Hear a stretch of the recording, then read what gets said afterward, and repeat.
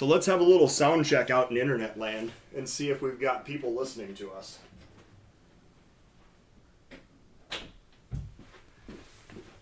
Where are people from today? Put some comments in the comment box and tell me where we're listening from today. I see some comments. It looks like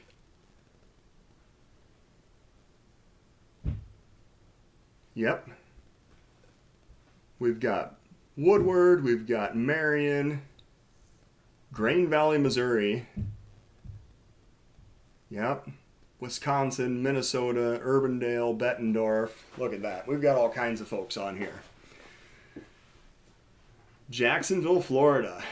Yes. That might be our furthest one away so far.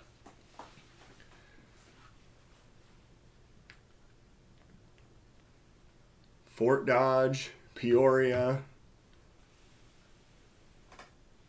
Coggin, Donaldson. Yep. All right. It looks like we're in good shape. Well, I believe that we're pretty close to being ready to start here. If we look at the official time, I see 3 o'clock, so we're going to get started. I'm going to do a little bit of introduction here.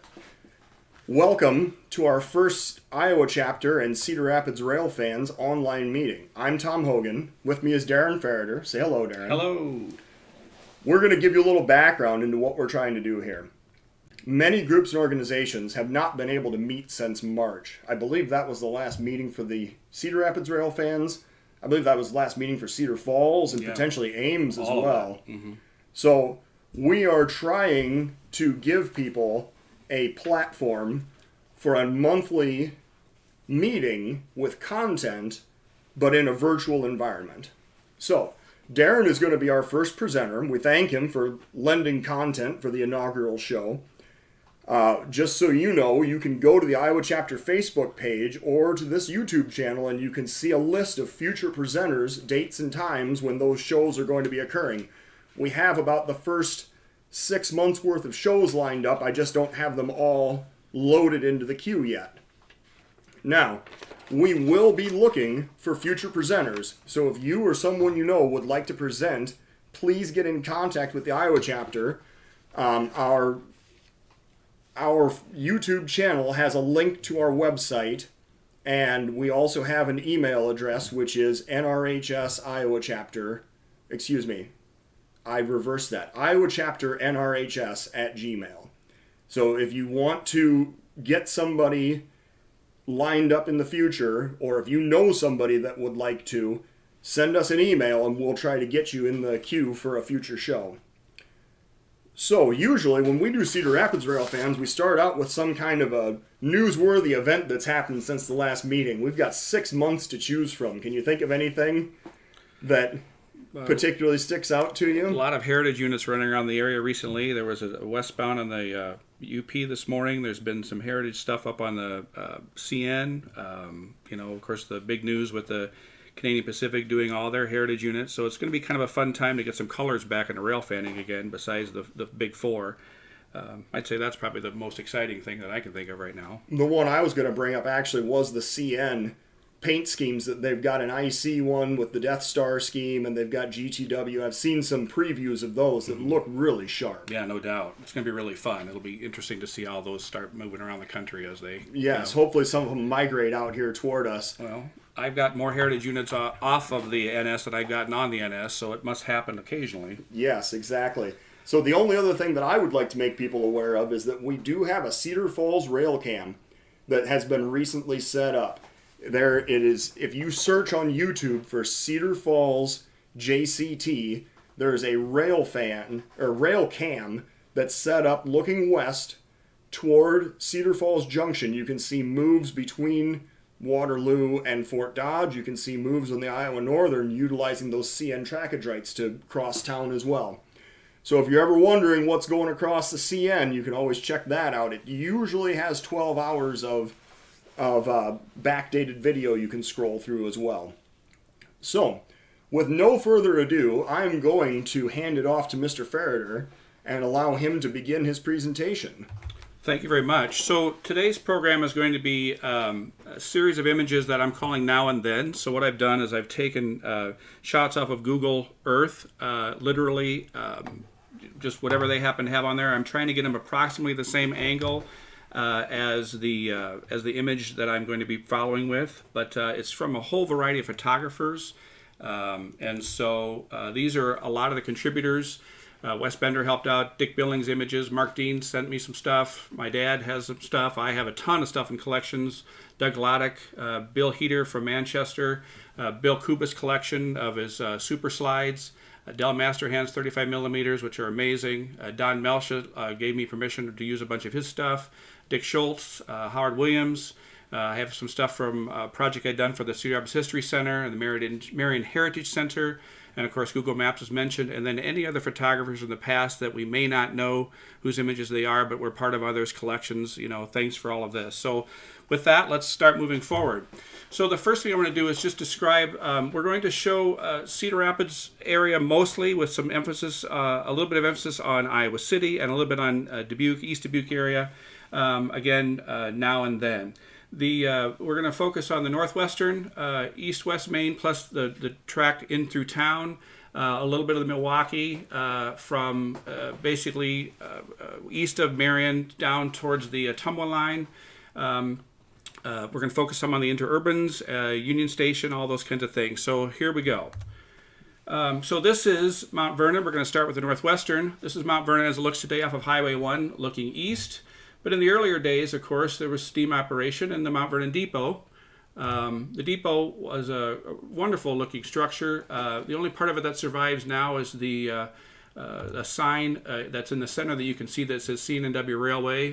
Was rescued by a man named Paul Harrington out of Mount Vernon area, and I understand now Paul has donated that sign to the Mount Vernon History Center, which is really terrific. So going down the hill then, we're going to show you a current view, of course, of Bertram. Bertram used to be a really wonderful place to rail fan from the perspective of, the big broad curve. So we'll jump back now a few years. Here's a Northwestern business train. Just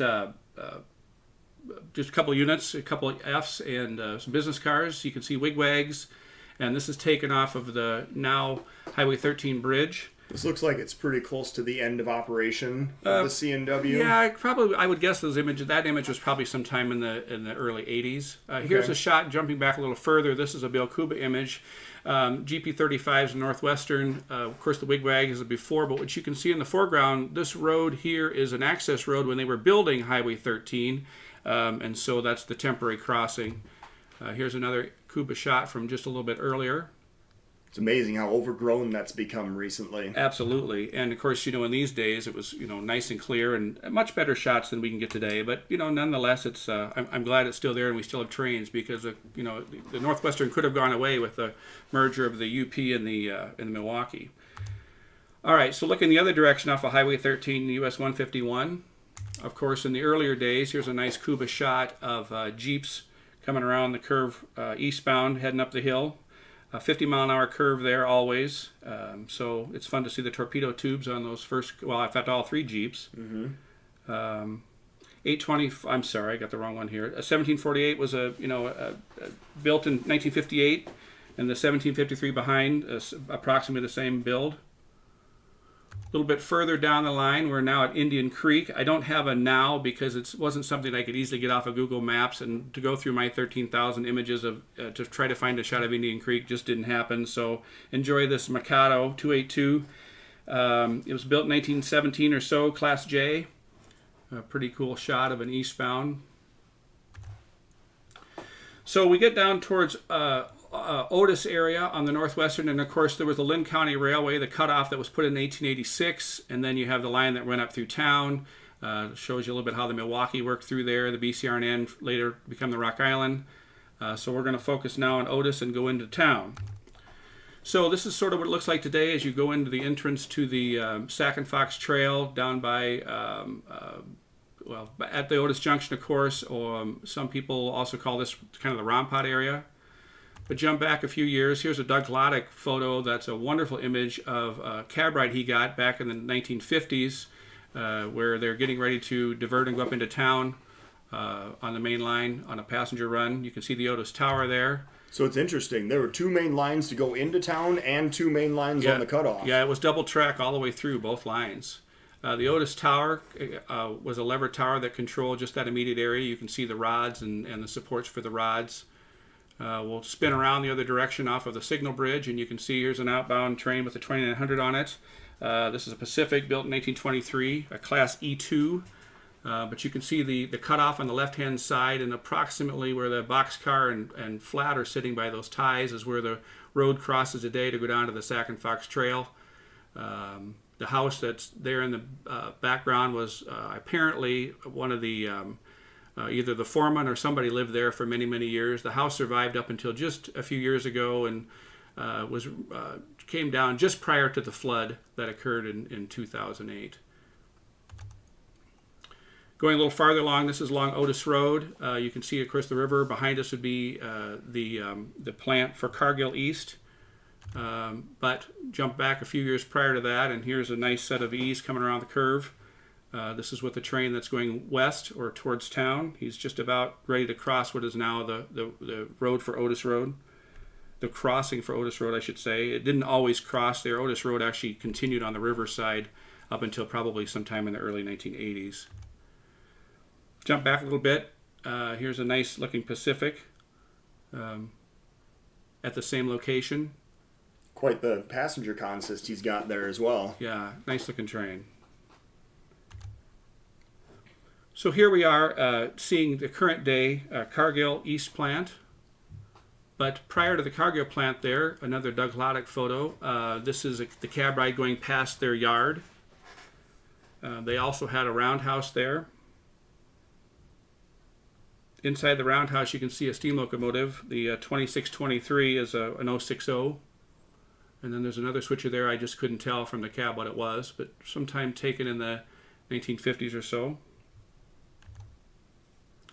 Move a little farther along now. We're coming along to 10th Avenue. Of course, today it's just basically a single track line that moves cars from the downtown down to Cargill. And then you can see where the former Rock Island was. But jump back to about 1952 or so. Here's that image. You can see the interesting thing to me is I like the crossing signals in the middle of the road. The signal bridge is great. You can look straight ahead between the signal bridge and see the 9th Avenue Tower. Lots of fun stuff there. And then at 9th Avenue itself, as it looks today, of course the Rock Island's been long severed.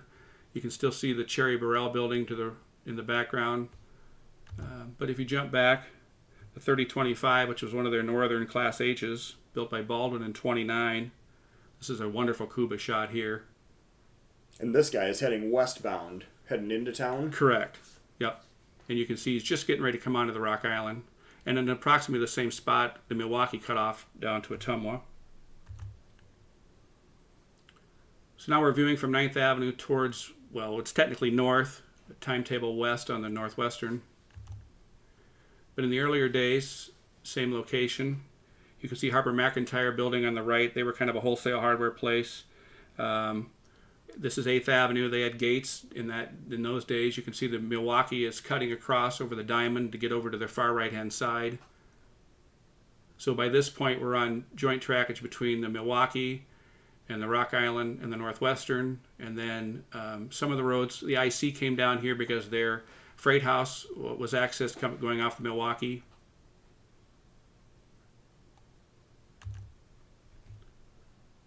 Now we're moving down to 7th Avenue. You can see in the background's Pepsi. But in the earlier days, that was the William Teal Bottling Company. It was still a Pepsi bottling company. On the left-hand side was Hagee Coal.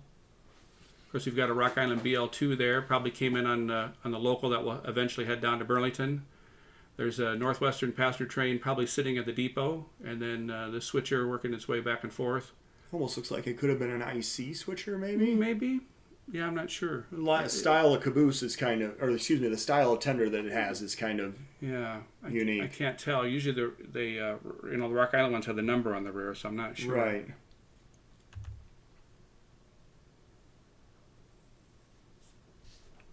This is a neat shot. The 659 is, of course, a 462 Class E6. This is a Dick Billings shot, courtesy of Don Melcha. You can see the WMT radio tower on top of the Paramount Theater building.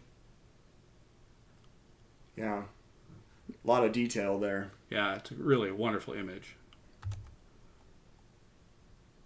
Here we are at 3rd Avenue in Green Square Park, in the parking ramp that's infamously known to have removed was put up in place of the depot. But let's jump back to the 1950s. Basically, same location. You can see 3rd Avenue. One of my favorite things about this shot is the guy standing in the street with the stop sign.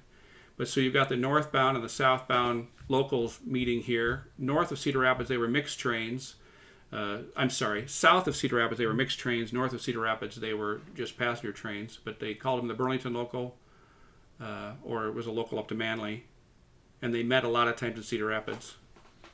You know, if we're allowed to have opinions on this show, that Rock Island red and black paint scheme really is. It was a great scheme, no doubt about that. It's hard to beat. Yeah, it was a terrific scheme. Here's basically the same spot. We're between 2nd and 3rd Avenue, looking sort of southwesterly. You can see the Hotel Taft, which was demolished in 1977. It's now a parking lot that's behind the Art Museum.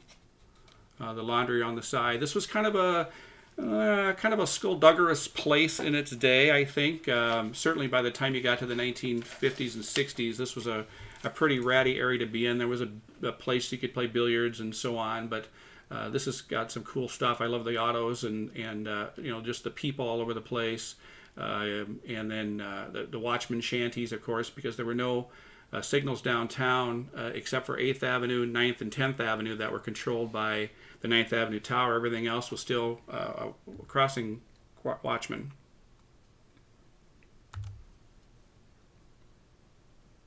So now we're just looking at 5th Avenue, a little bit toward the east. Now, if you would have been back in the 1950s and early 60s, this might have been your view. This is a shot, of course, of Union Station, which was built in 1894. This is a shot a little bit towards the end because some of the buildings around it have been removed already for urban renewal, and so it's really the true shot of 4th Street and taken from the west side, which was a little bit rarer to do. So when you say Union Station, the railroads that participated there... So this would have been the Northwestern and the Rock Island. The Milwaukee did not use this station. They have their own station, which I'll show you in a little bit. But it was basically Rock Island and Northwestern. Did the trolley cars use this station The trolley cars came up to the station, but the Krandic had their own station just a block or so down, and I'll show you kind of that territory coming up also. But it was not necessarily an interurban station. Somebody commented Kroger's REA truck. Yeah, absolutely. Neat stuff. So Don Melcha had some really wonderful detail shots of Union Station taken from the 4th Street side, or the true west side, that we'll show you here. There's some just super stuff. Yeah, this is the side you would have seen if you were pulling up to drop somebody That's off right. in the parking lot, yes, and to get on a train. But of course, for the rail fan perspective, we never looked at it from this side. We always you see pictures from the other side of it. But I like the Western Union sign at the doorway. And I'm not necessarily a car guy, so some of you might be able to date these a lot better with the automobiles.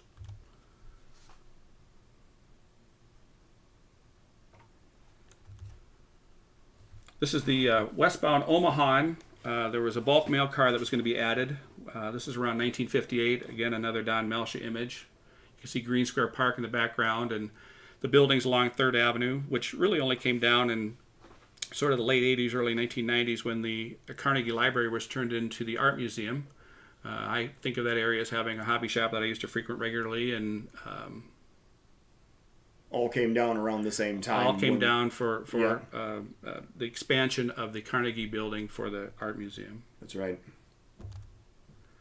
Here's an E-Class Pacific, number 650, on an eastbound mail train. This is a Dick Billings shot, courtesy of Don Melcha.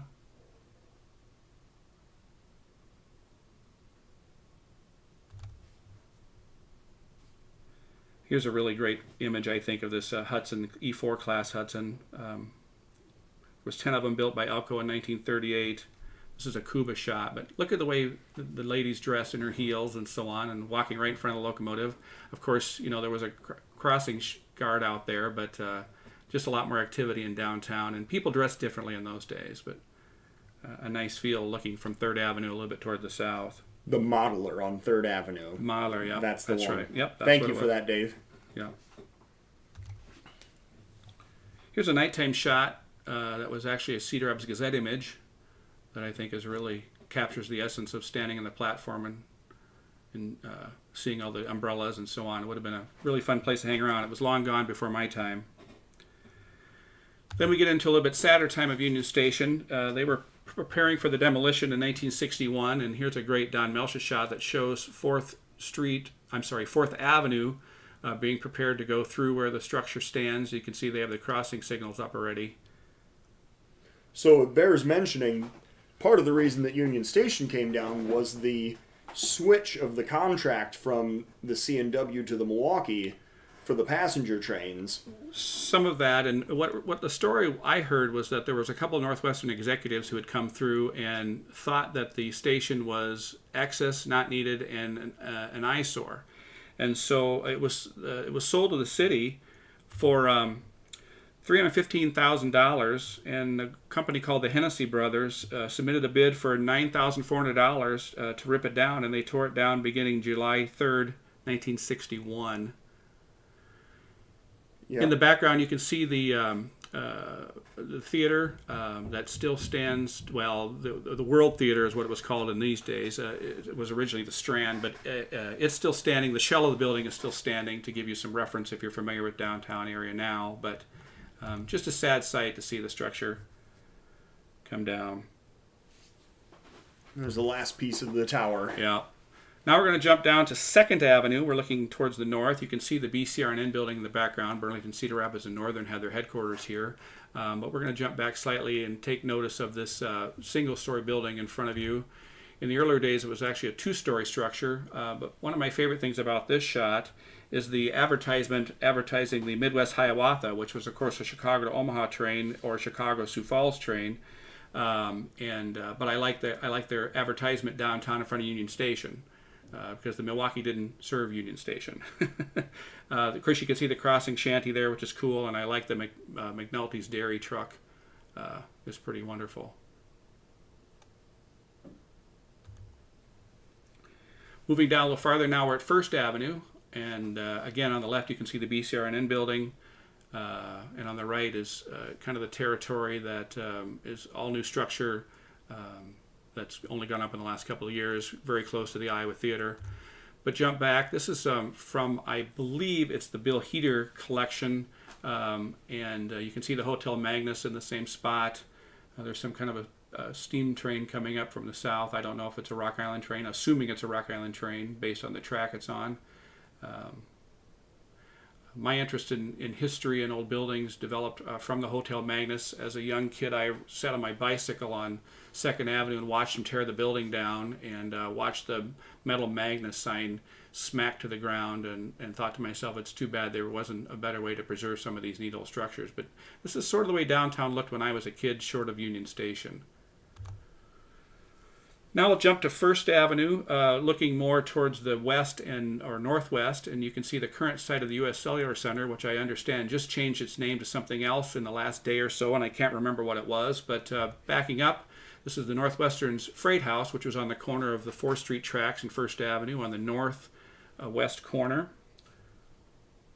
This is from a collection that was at the Sierra's History Center, possibly a Don Lodge image, but I'm not sure about that. You can just barely see the silos for Quaker Oats there in the background. That's right. Give you perspective, and you can see that the Quaker sign was painted. Their logo was painted on the side of the one of the silos, and you can just barely see the top of that. Mm-hmm. Merchants National Bank advertisement, which is kind of cool. Here's a nice shot of one of the E4 Hudsons, a Cuba image. It's not a very good shot, but Bill had several books he gave me before he passed that he called his seconds. And they were essentially proofs of images that he had taken, negatives that he had, that he didn't like the image very well. This particular one, because it was maybe blurry or whatever, and he said, "You know what? Are you interested in these? Because I don't think anybody else would be. I'm probably going to get rid of them." And I said, "I'll take them." And so I've been showing some of Bill's seconds because they were never published, and it's just, we know that it's not probably a publishable image in a book, but it's pretty timeless when you see the old cars in the background, and seeing an E4 downtown is pretty cool. Yeah, we got a message pointing out it's the Alliant Energy Powerhouse, That's which right. is Yep. the owner of the Cedar right. Rapids and of course, I knew that would come from Iowa Andy. City Railroad. Thanks, Yep. Andy. Perfect. Got to take care of the company business, sir. All right, here's one more shot from First Avenue. This is 1918, which is really cool. You can see, of course, the freight house on the right. Downtown looks a little bit different now than it did then. Horse and buggy days. You can see the trolley line crossed here at First Avenue. If you notice, the trolley poles are double. There's a pole on each side because the line through downtown was double track. So, from a postcard, 1918, pretty cool. Now we're looking straight north from First Avenue, and we're kind of beginning to get to the point now we're going to talk about the A Avenue Viaduct, which came down in the 1970s in preparation for the Interstate 380 through downtown. But if we back up a little bit, here's A Avenue Viaduct from First Avenue. You can see to the left there was a semaphore signal. Cedar Rapids transfers here. Lots of activity, with all the tracks through downtown. The boxcars on the left are for the Northwestern's Freight House. The Northwestern switcher that served Quakers first, or next, I should say. And then next over is this switch engine here. I can't make that out. Is that a CNW? Yeah, that's a switch CNW engine? switcher. Switch engine? Yeah. Yeah. It's a Baldwin 660. I'm sorry, 660 horsepower DS 44660, built in 1949. Yeah. And then in the same spot, we have one of the E4s getting ready to make a station stop. He's an eastbound train. It's pretty cool when you think of the Avenue Viaduct. It's a little spindly little bridge, but I like the semaphore signal on top of it. Of course, you can see Quaker in the background. A little more view of the Cedar Rapids transfer and the bridge. And I only throw this in here because I know there's a couple people who are watching this program who used to spend their youth on the A Avenue Viaduct. So I wanted to throw this image in for them too, because I'm sure this will bring back some great memories. Now we're taking the shot off of what I would call the A Avenue Viaduct, even though really it's Interstate 380 as it looks today. This is Google image. It's not meant to show a picture of the CN train. It just happens to be there because the Google mobile went by. But here we are off the Avenue Viaduct in probably the 1960s or so. An EMD-SW1. I think it's the 1210, but I can't tell exactly. Yeah. So looking at this photo, just to take a little more time with it, if you look to the Milwaukee Road would go off to the very far right. Correct. So you can see their engine house in the center of the photo. And yep. So their tracks went off to the right up towards Marion. And then the IC would kind of be... Well, it would have been sort of just behind it. Mm-hmm. I should mention that the Milwaukee did have a roundhouse and turntable in this area, although I didn't throw any into this program. And, of course, we know that the IC had a roundhouse in the territory because it lasted up until just a few years ago. And, of course, in the Rock Island shops, which are out of the image. But so in this territory, you have the Northwestern that have come between the Quaker buildings and all the switching that was to the left. You can see the double slip there. A single slip that goes back to the switching area for Quaker, and a lot of their switching off to the left.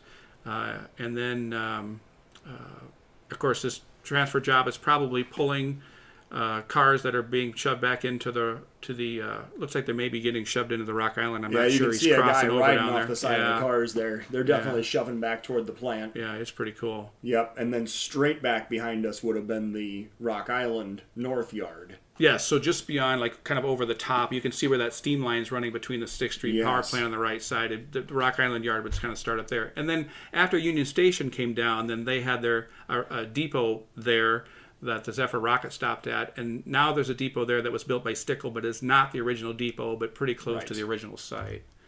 So we'll jump back even a little bit further. Here's more shots from that area. You can see the Milwaukee's coal tipple down there.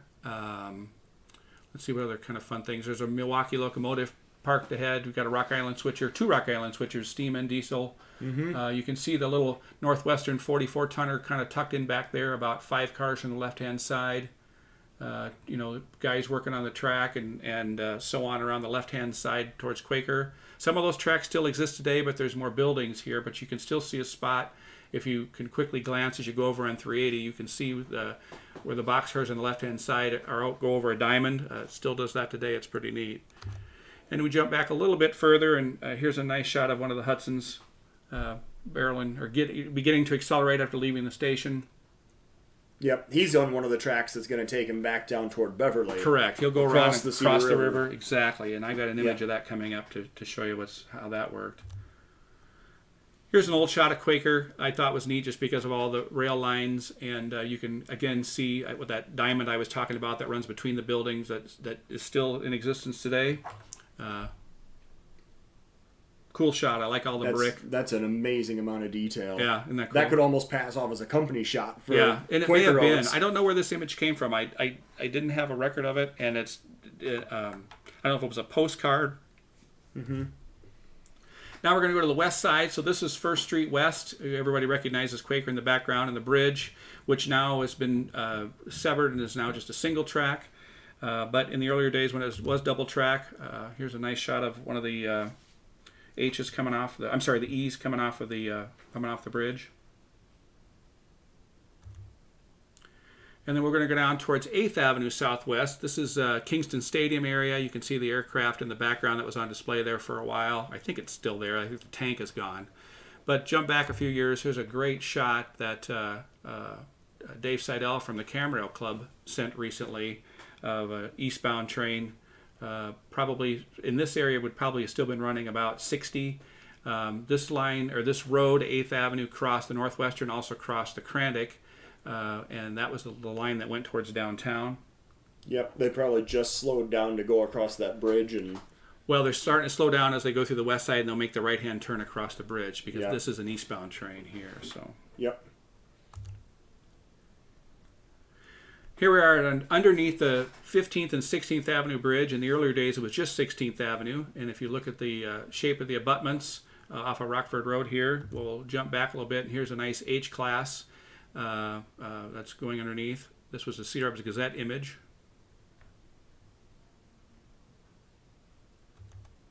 And a little bit earlier than that, here's a Northwestern train. This was probably the Omaha, which was basically I would consider to be sort of a glorified milk run, if you will.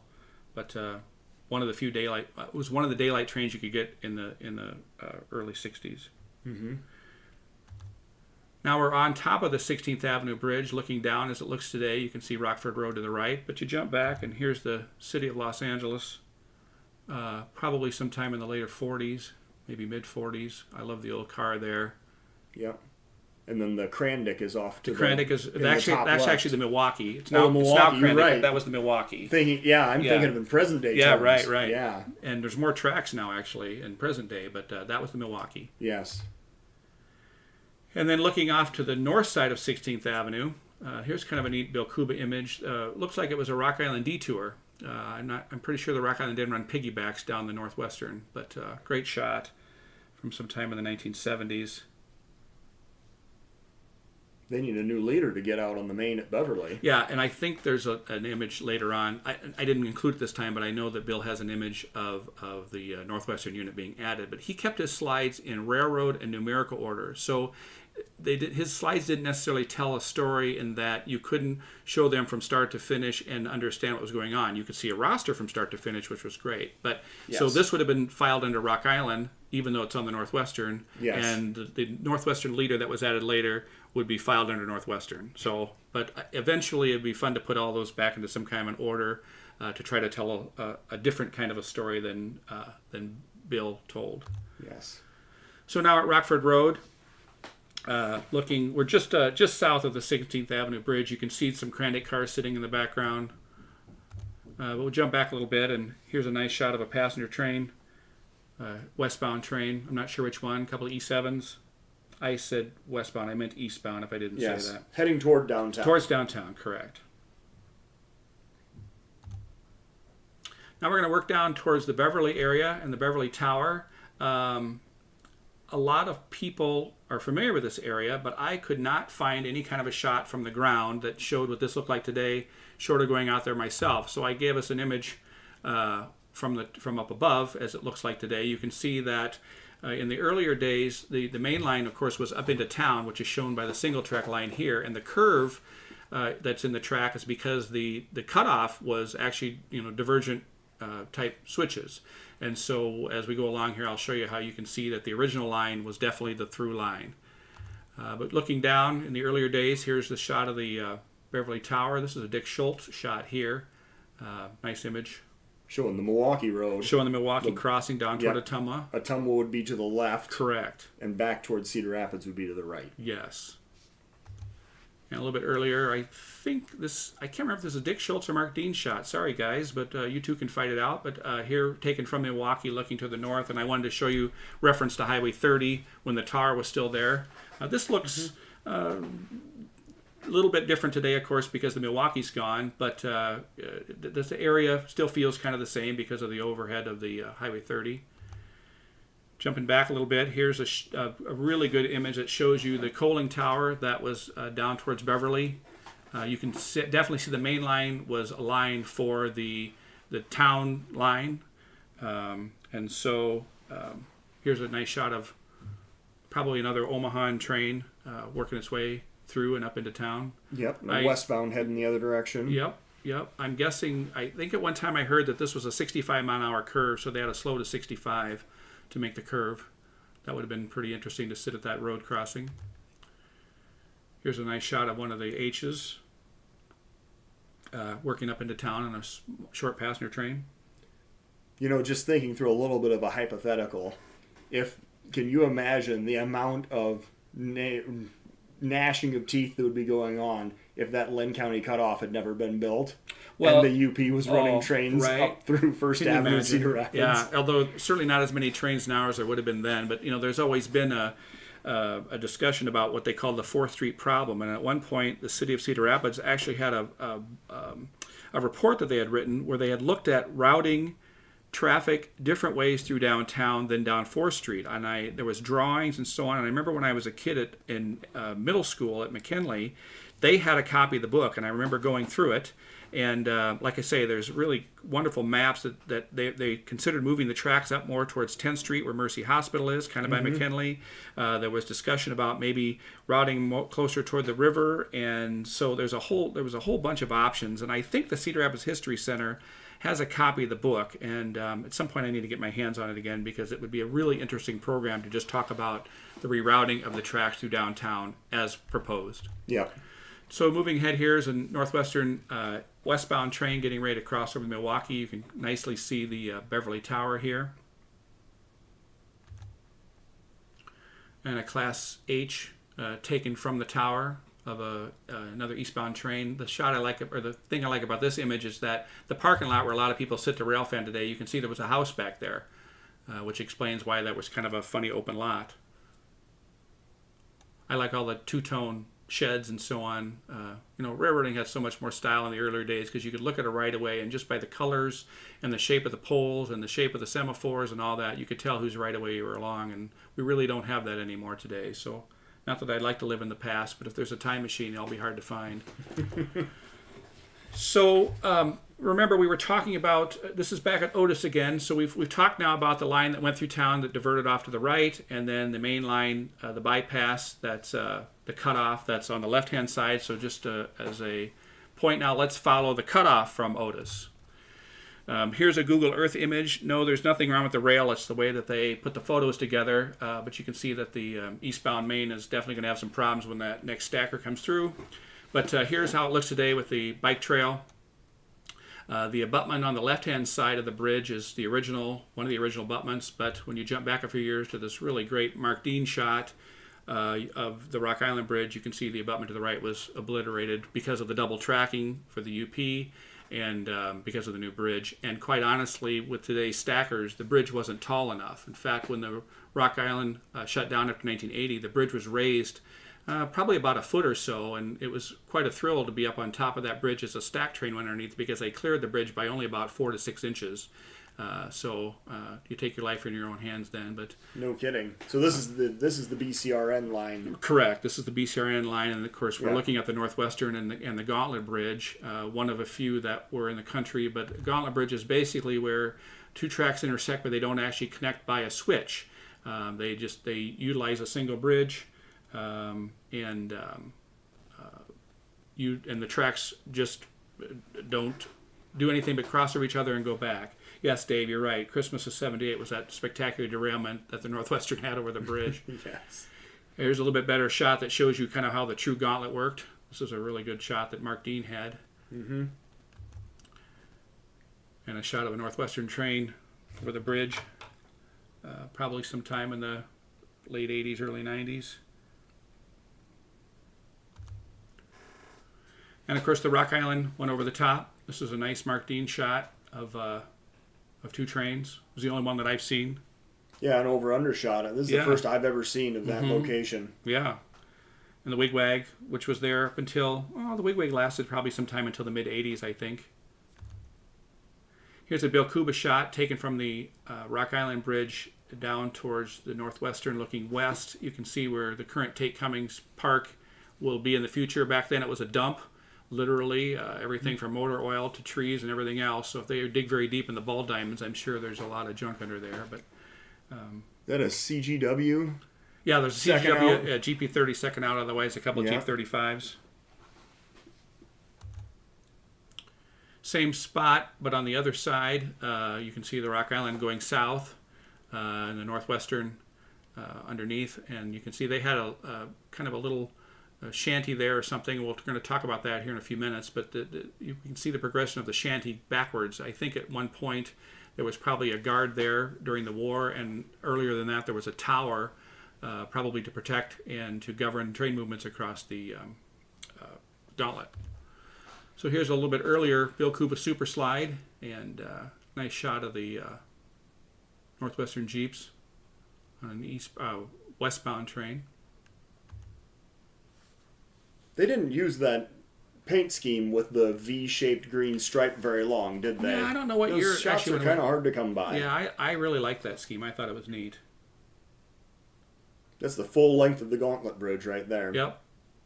And we'll back up just a little bit earlier. You can see that under the steam days, when that little shanty had had some kind of a stove in it, or heater of some sort, because again, I think that was probably during war times. Now, this particular shot I find slightly intriguing because it looks to me, although it's probably not, but it looks to me as if it's not a gauntlet here, that maybe at one point it was just a bridge, but I just can't quite tell. Maybe there's two rails there. I don't know. It's hard to tell. Yeah. They could have had switches on each end. Yeah. That's definitely Gauntlet. Definitely Gauntlet there, but here's a neat shot of the tower and the bridge before it was a deck girder bridge. It was a through truss. So this tower operator, he operated the signals on each end of the Gauntlet? That's my assumption. I don't know anybody and have never talked to anybody who worked this tower. I talked to some guys once who worked at the tower at Otis, and they rotated between Otis, Beverly, and the 9th Avenue Tower, but nobody ever talked about the bridge tower or Cedar River Tower. I'm not even sure what it was called.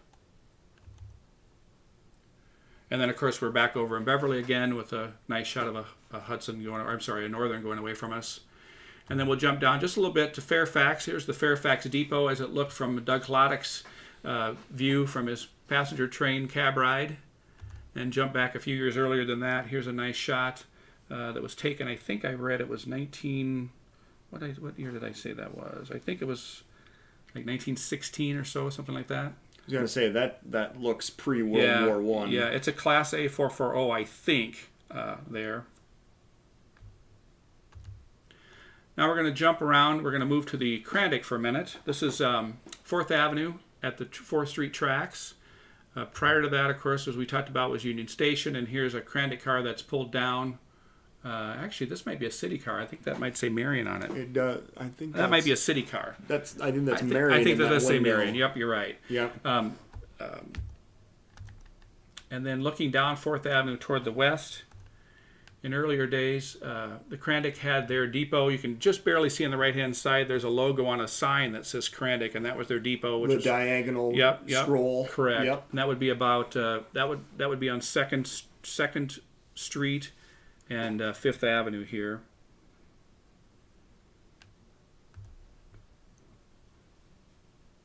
And then this is from 4th Street, just slightly down. Pay attention to the brick building that's sort of straight ahead and shot in front of the van. That same brick building exists here, but you can see that the Krandik had, this was one of their last trips, that's why all the Krandik cars are here, but there was a place for cars to park kind of adjacent to that brick building, and there's a wonderful shot by a collector up in Waterloo who's got some neat photos of the cars parked in those spur tracks off to the left that I'd love to get my hands on someday. Hint, hint. Here we are just slightly farther down. This is still on 4th Avenue, obviously, and here's a shot of the Krandik car in front of the Krandik Depot. This is the 119, which is a former Cincinnati car. And I think it still exists in Ohio, but it's stored under a tarp.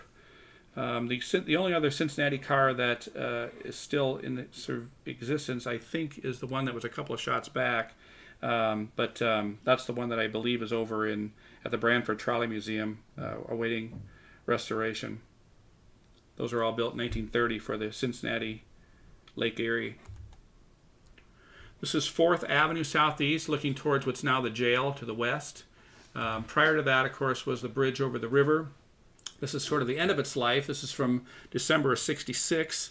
This is where the bridge was being dismantled. A lot of people will probably remember walking across this bridge. If you went over downtown, there was a walkway to the south side.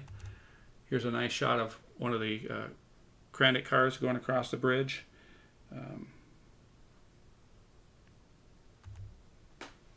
Car 120. This was built by Pullman in 1931. It was an Indiana Railway car. This was the first electric car, after it was sold by the Krandik, that was purchased by the Illinois Railroad Museum. And it still runs today.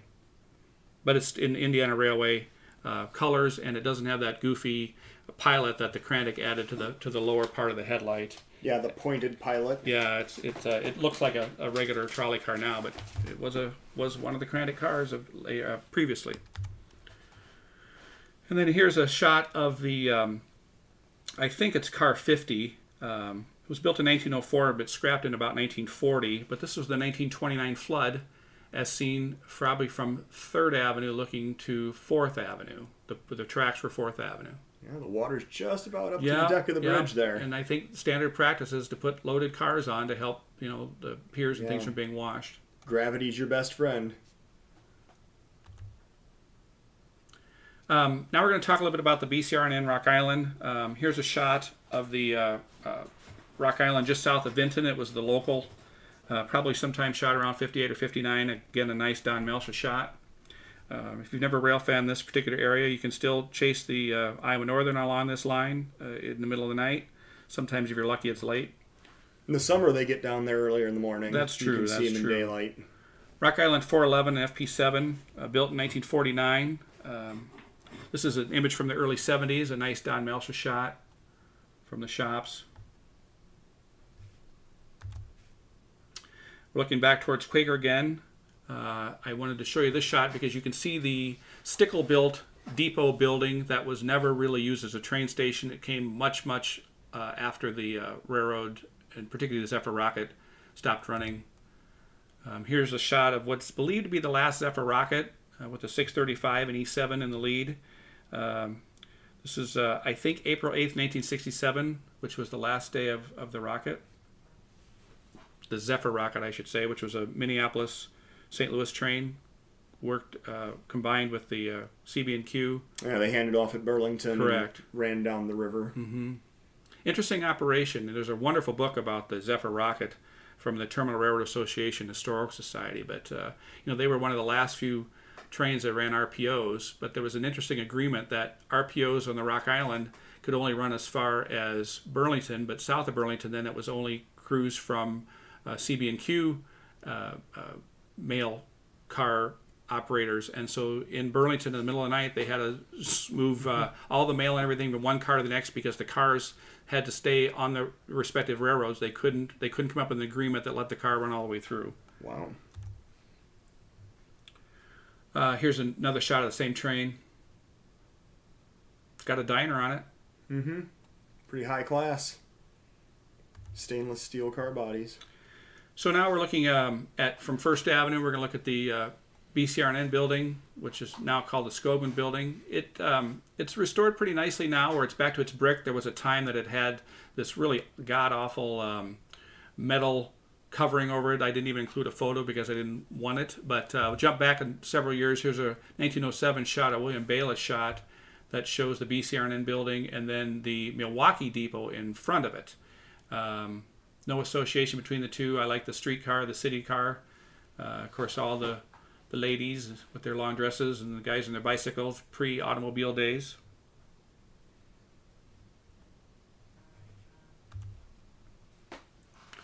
Here's a shot of a Rock Island local back at Union Station. 428. I'm sorry, that's not right. That's not what I meant to say. Sorry about that.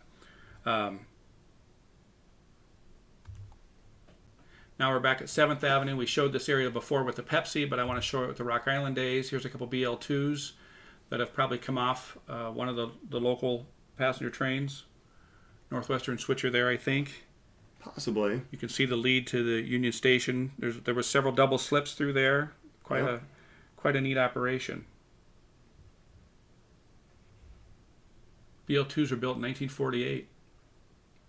Rumors are they couldn't MU, but looks like they are here, and we'll see some shots later where they definitely could. Here's 8th Avenue looking towards the south. You can see the Milwaukee to the right, which is now, of course, used by the Iowa Northern and Crandall. The Northwestern and Rock Island were straight ahead. But in the better old days, here's a nice shot of a Rock Island northbound train. Some GP7s. You can see they're just crossing 8th Avenue with the gates. Cedar Rapids sheet metal still exists today. And in the background, you can see Iowa Steel and Iron and their water tank. Wilson's water tank farther back. Cherry Burrell, they had the building that has the walkway between the two buildings. Of course, long gone. A little bit earlier shots of some Jeeps with the 9th Avenue Tower. Already talked about the Iowa Steel and Iron water tower. Cherry Burrell.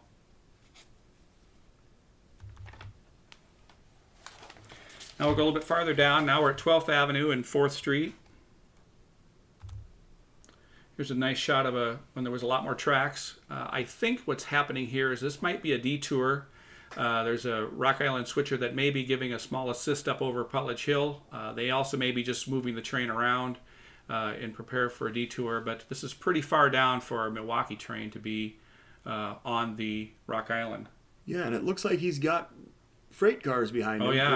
I don't think this is a passenger move. Yeah, there were several detours of Milwaukee trains over the Rock Island. You'll see some more of that later on. You can definitely see Iowa Steel and Iron to the right. And then we'll spin around the other way. Here's what this looks like today. We're sort of in the New Bull Market area, if you will. Wilson's was in the background. Mm-hmm. Jump back a few years. This is Wilder Grain. All rebuilt Rock Island FAs. Well, that's not true. The last one may not be. It still has Elko trucks. The other ones have EMD trucks. But they were, remember, rebuilt with some V16 567s. The FAs and FBs around 1955 or so.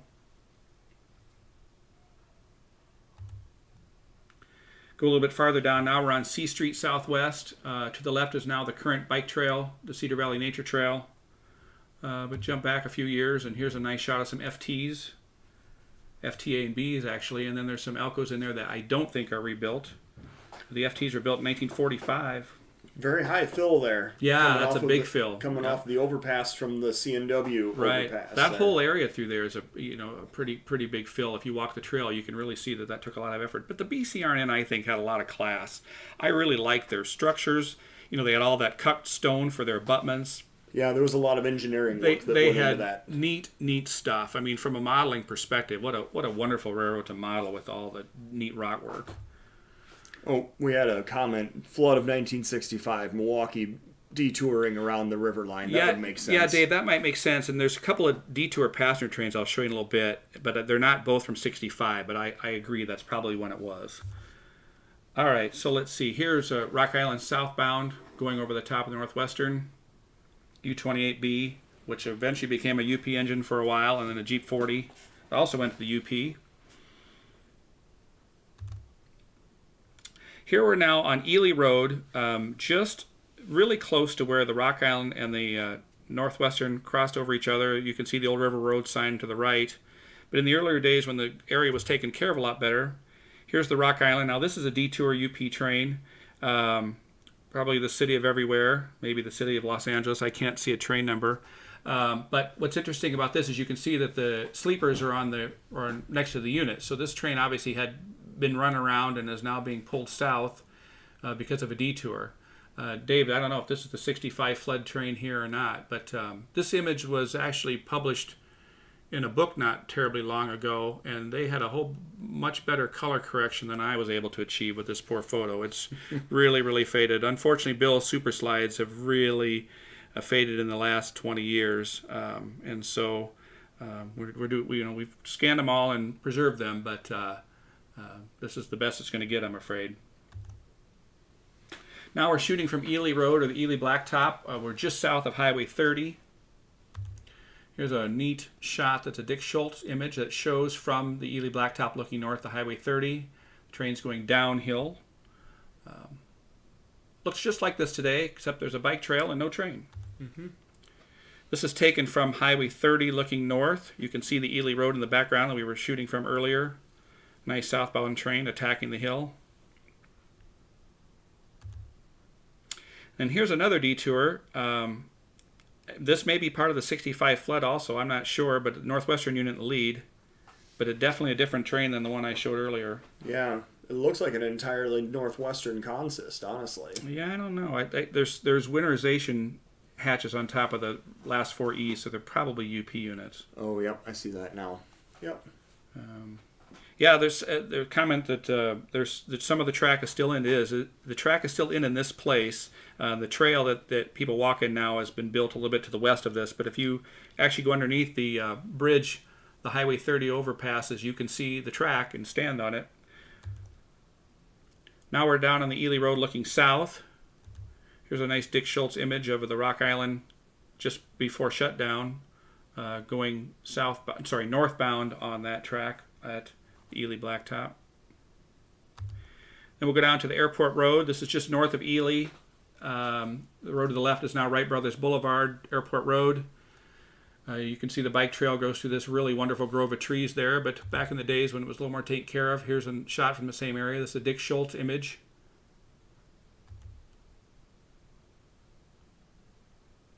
Heading down just about to Ely.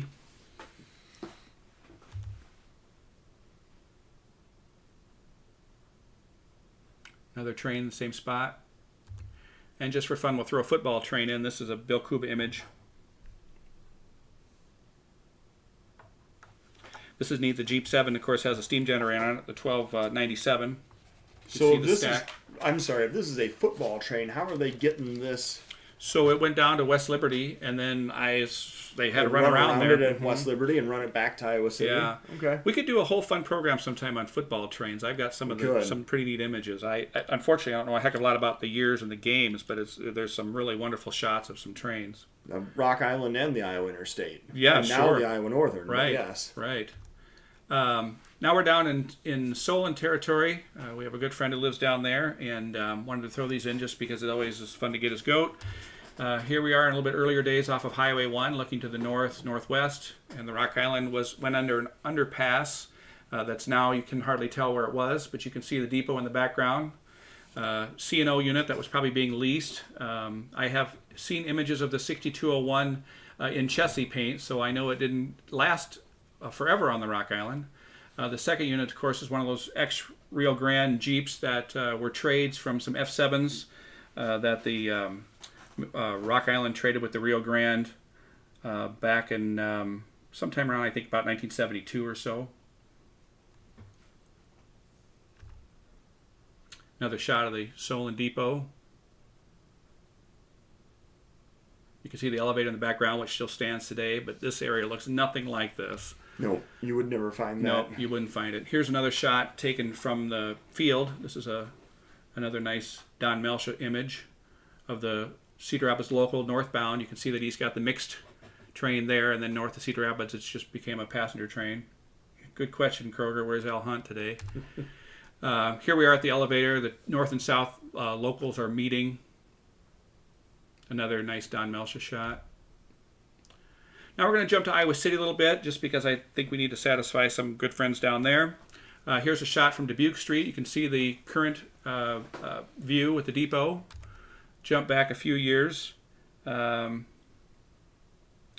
don't know if this, I think this may be the Corn Belt rocket. It doesn't look like the Rocky Mountain because it doesn't have a second cab type unit, and it's not the AB6.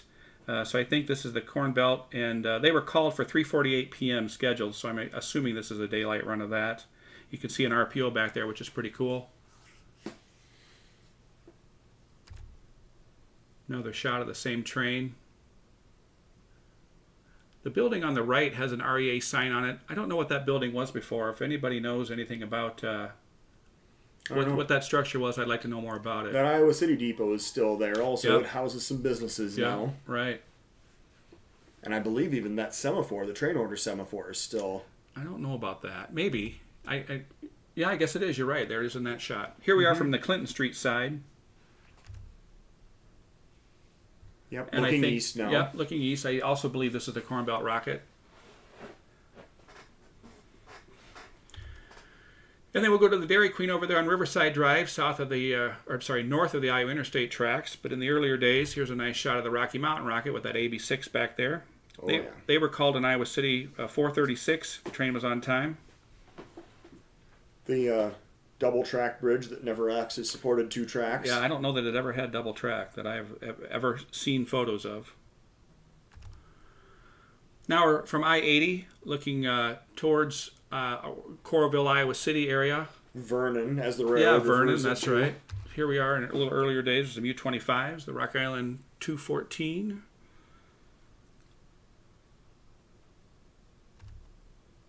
Looking the other direction. Here's a football train that has the former 621, the DL109. I shouldn't say former. It's still 621 here. There's a lot of controversy. Were these actually DL107s or DL109s? Because I've seen references both ways. But second unit's a BL2 that, of course, they don't MU with anything, and an E7 third out. Christine's a funny name. That was named after, after it was repowered with EMD power. Christine Jorgensen was a famous person because she was the first person to have a successful gender reassignment surgery. This is a children's friendly program, so we can't say the other term, but that's why Christine was named the way it was. Iowa Avenue in the old Capitol downtown. And back in the days when you could ride the train between Cedar Rapids and Iowa City on the Vomit Comets. Old Capitol in the background looks very nice. Yeah, it's cool. That bridge is still there. Still has a white height restriction to it. I think they get a couple of trucks a year still. One year, I think they got that. There was a double-deck bus for one of the local bars in Iowa City, and I think that they got the double-deck bus too. There was nobody in it, thankfully. Now we're going to jump to East Dubuque. I didn't have a real current shot. I don't go inside there to photograph anymore. I don't know if CN likes it or not, but I tend to stay out of there. But let's go back today where I believe we're looking at the land of corn here. Coming out. A lot going on in this photo. You got the tri-light signal. You can see where the old road, the old Highway 20 went up the hill. Yeah. Across the wagon bridge, which I'll show you an image of here in a few minutes. Notice that the original tunnel portal, or as we know it today, had both stone and concrete. In some earlier days, before they had put the concrete piece up, it looked like it was just a hole in the wall like the other side is. But here's a shot of the CB&Q 4960 excursion engine, probably backing across the river, just based on the way the smoke is. I think he's backing. Here's a nice shot of the North Coast Limited. Standing on the East Dubuque platform. Yep. Where nature smiles for 300 miles here. That's right. And then the IC going off to the left toward the tunnel. Correct. You can see Highway 20 in the background. That bridge still exists. Quite the consist. Straight Northern Pacific there. Yeah, nice train. Here we are taken from the old Highway 20 bridge. Here's a shot of the 5632, which was the other CB&Q excursion engine when they ran a trip to Dubuque. and I've been talking about the wagon bridge. So prior to the current Highway 20 bridge, this was the old spindly bridge that you crossed. You can see the IC bridge below. The tower for governing movements between crossing over the Q and the IC. Down in the foreground. Yeah. Here's a shot off the Highway 20 bridge looking upriver or towards the north. But back a few earlier days, there's a nice shot of the builder. This may be combined with the North Coast. If you look just behind the power, I think there's some NP cars in there. It looks like there's a baggage and, I don't know, maybe some kind of a dorm car. And then you get into the Empire Builder cars. So yes. Not sure. This may be one of the combined trains. And the CGW used the tunnel on the IC to get across the river. So here's a nice set of CGWFs, all Bill Kuba shots here. Yep, making his way towards Chicago. So we'll leave Dubuque now, and we're going to jump over back to Cedar Rapids area, and we're going to study the WCF&N a little bit, the Waterloo, Cedar Falls, and Northern. So this is the corner of 10th Street and A Avenue, and everybody today knows it as the emergency center for St. Luke's Hospital. But jump back a few years, and it was the WCF&N depot for Cedar Rapids. Now, this is a shot of when the train still terminated at the depot, but there was a time that they continued down 10th Street. Went down 4th Avenue and then went around, down 4th Avenue and then around, crossed the steam roads at 5th Avenue and then back to the Crandick Depot on 4th Avenue. And I say Crandick because the WCF&N went down to the Crandick Depot. So this is this is the car 100. This was an interesting car. It was built by McGuire Cummings in 1915, and this was the car that was that ran its last years back and forth and was kind of the only car that ran between Cedar Rapids and Waterloo. It actually for a while belonged to the NRHS, but it was lost in a roundhouse fire at the Iowa terminal, which is sad because it had actually survived. It was the only car of its class to survive the Waterloo roundhouse fire, October 31st, 1954. So unfortunately that was a car that could have been running off its days now in someplace great like Mount Pleasant or something, but lost to a fire. A lot of neat equipment went away in those days, unfortunately. Here it is, kind of toward the end of its life. There was times the car became pretty unreliable, and once in a while they'd have to call a motor down from Waterloo and then drag it back to Waterloo with a freight motor. Here's an example of that. This is taken near Coe College, or the backside of St. Luke's Hospital. You can see Interstate 380 to the right. But prior to that was the Waterloo, Cedar Falls, and Northern's line that came down from St. Luke's and then went north up towards Waterloo. There's a yard to the right, which was a yard that was an interchange between the WCF&N and the Milwaukee. You can see a scale house there, getting ready to cross. I think this might have been called Madison in those days. I'm not sure about that. I should have looked You're that up. talking about the street? The street. Now it's called Coe Road, but I think in those days it might have been Madison. Yeah. Some of those roads got renamed when they built the interstate, and Yeah. they buried part of a street. Exactly. So here's a similar location, St. Luke's and Coe College on the left. Here's one of the WCF&N motors working the yard. A nice Don Melcher image. Thanks, Don, for these. This is the 181. It was retired in 1957. Was built in 1914. Several of these cars ran around the WCF&N. Yeah, that was their switch engine power. Yep. And then looking off of Coe Road towards the south, again towards Madison Avenue, you can see underneath the underpass, there was the Milwaukee's line to Ottumwa, was crossed by the WCF&N. Here's a little bit better way to tell that, but it was clunk, clunk, clunk, clunk as they crossed over all those tracks. It was stories told that the Milwaukee, because it was in the middle of their yard, didn't necessarily pay attention to the fact that they were blocking the WCF&N, and sometimes they'd have to wait quite a bit of time because the Milwaukee had parked a bunch of cars on one of those yard tracks. Not very many examples of diamonds in the middle Of a yard? of yards. Yeah. This is H Avenue, northeast, as from the sign says, along Schaefer Road. This is some of the track that still is WCF&N that exists today. This was the site of Shaver Yard, if you jump back a few years in the 1950s. Here's a shot of one of the motors, the 184, working Shaver Yard. Yep, the CN still has a customer back there that they spot boxcars. You can see them from 380 as you go through downtown Cedar Rapids. Yep, that's the only former WCF&N track in the Cedar Rapids area that's remained. This is the 184 was built in 1914, retired in 57, just like the 188. Here's a shot of car 100. This is definitely Madison Avenue and 29th Street. And here's a shot of the Waterloo Railroad number 3 in approximately the same area, same road for sure. If you want to get this shot today, it's a little difficult because it's buried under about 25 feet of Interstate 380 at 29th Street. The elevation there is crazy when you think about how Yeah. much further down the railroad is the existing railroad, which is the CN, kind of buried in between the trees there on the far left. Yeah. Now we're going to switch over to the Milwaukee a little bit. I'm sure there's a couple people from the Des Moines area. One in particular is going to be excited about this segment. I only have 2 shots. Just kidding, Dave. All right, so this is Martel. And the earlier and better days when the Milwaukee went through Martel at a little more of a track speed. Nice GP30, Jeep 35 consist on a westbound train. Piggybacks up there on the front end. Yep. Highway 1 was an overpass in those days.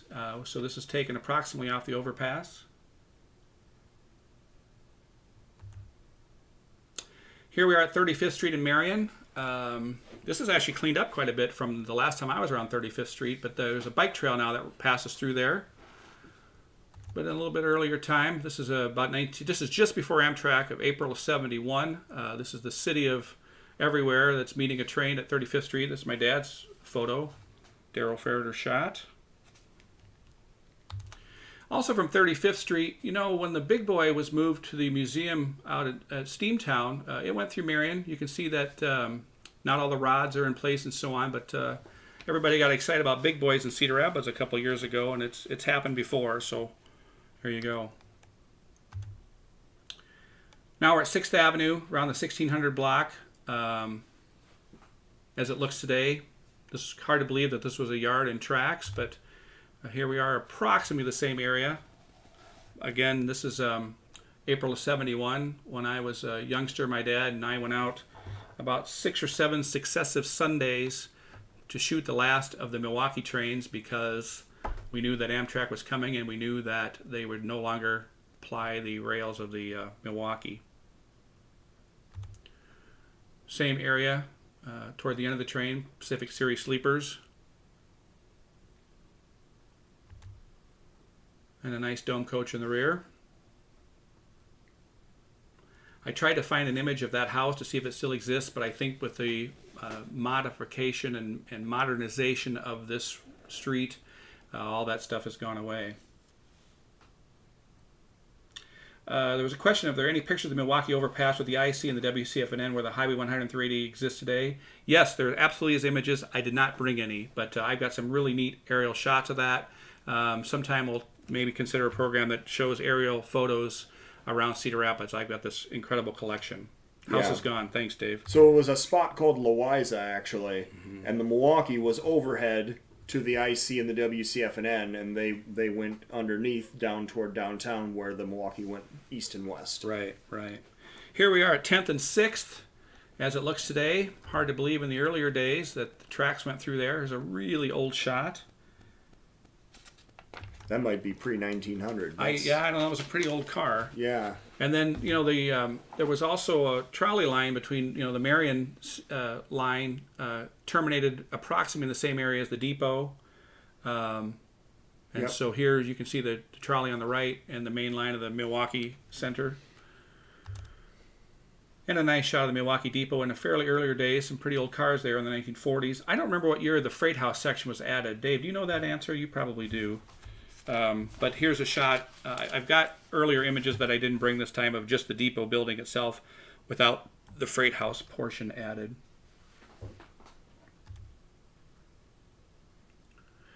Here we are at 10th Street and 6th. You can see the Marion Library, which is going to be soon replaced, and the Depot Pavilion, which 1938. Thanks, Dave. Here we are in a little bit earlier time. And a little earlier than that, Train 101, which is the city of San Francisco. We talked about the main line sharing the track or sharing the same corridor with the trolley.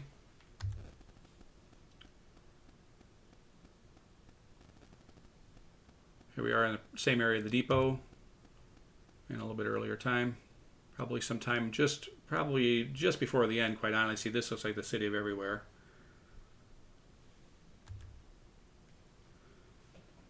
Now we're down at 10th Street, Marion Heritage Center in the background. And approximately the same spot. Intermediate signal with a grade indication. Mm-hmm.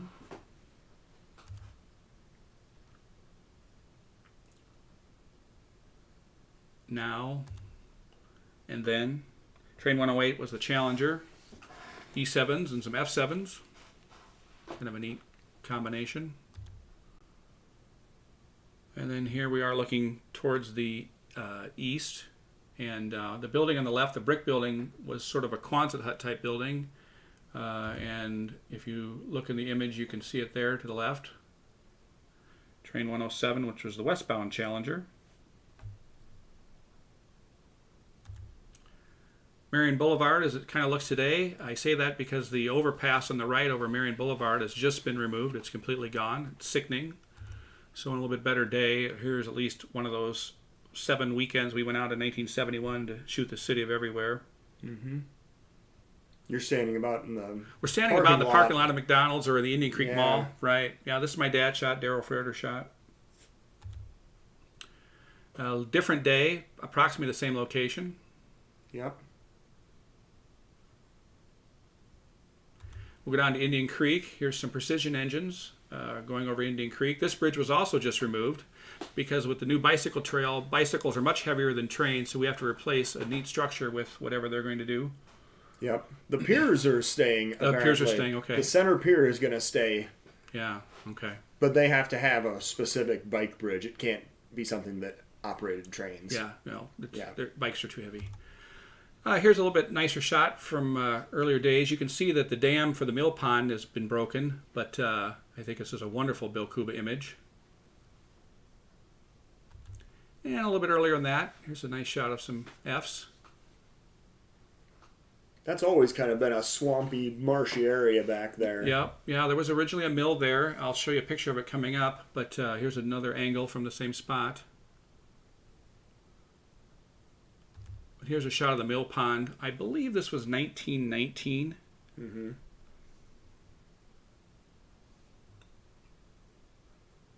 And they don't even have the embankment built all the way up. No, well, it was actually a full trestle until they built this new bridge. Right. There's shots of that exist. Another show, another time. Yep.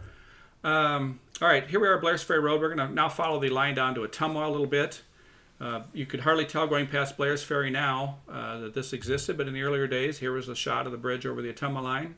You can see the embankment on one side, on the south side of Blair's Ferry. Yeah, hard to tell though. Here it is from above. Twixtown Road, again, this has been so filled and changed you'd have no idea that this is exactly the same angle. The only thing that's missing is the big chicken. Yeah. And then this is 29th Street or the 30th Street overpass area on First Avenue. Here it is in the horse and buggy days. This bridge was just removed, believe it or not. It was buried when they redid some things on First Avenue. They buried the bridge. And then just only in the last couple of months, they've dug everything out of there again in preparation for the bike trail to run down the old line. They're leveling it out, making it flat. 29th Street.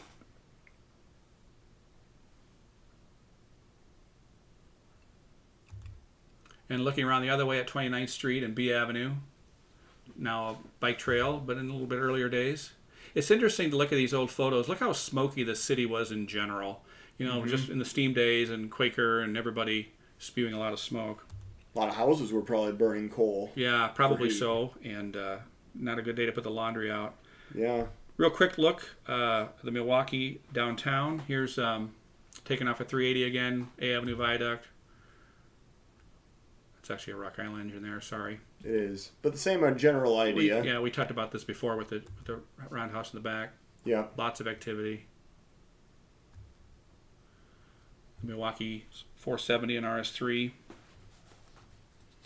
Yep, at the Cedar Rapids Roundhouse. Yep. This is a nice Don Melcher shot. And here's also the 470, 282 Mikado. Yes, Class a different L2B, 470. yeah. Built in 38. Yes, that was the prior to the upgrade. Yes. Oh, I did have a shot of that crappy covering over the BCR&N building. Here's a nice shot of the Milwaukee Depot. And we'll just give you some quick views of motor cars, the Milwaukee Depot, and that Hiawatha sign, the Midwest Hiawatha sign I talked about earlier. This would have been the motor car that operated Cedar Rapids to Rutledge to... Yeah, I can't remember. Did this car go to Kalmar? Somebody help me on that because I don't remember. I agree, Cass. Lots of change. Yeah. Here's a little bit. For some reason, I thought the motor car to Kalmar originated out of Marion, but I could be wrong. Yeah, I don't know. I don't remember. Did this go to? This didn't go to Ottumwa. Somebody's gonna have to help me on this. I don't remember. Yeah, somebody will throw it in the comments here in a bit. Here we are on the west side at 10th Street, as it kind of looks today. No, it didn't go to Des Moines. Nice try, but it didn't go to Des Moines. Here's the same spot, Milwaukee train that's probably doing a little bit of switching, and a Crandic car waiting to get across to head towards downtown. 16th Avenue Southwest. As we showed earlier with that Rock Island train, now we're going to give you the Milwaukee's perspective. Crandic shops in the background.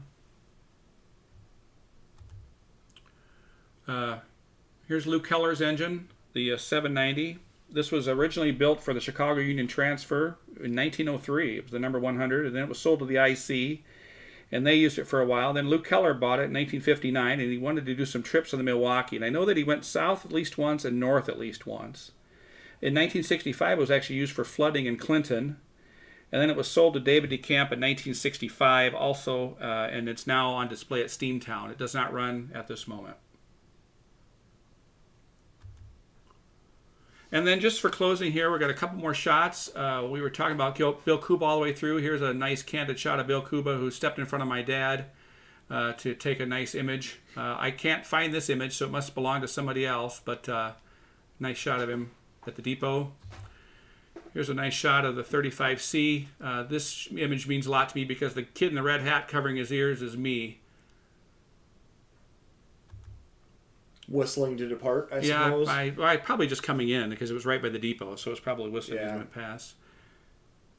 And then, as a final shot here, is the shot of what was the last City of Everywhere through Marion. It was May 2nd, 1971. I know Amtrak started on the 1st, but remember the trains had to get here, so this was the very last train.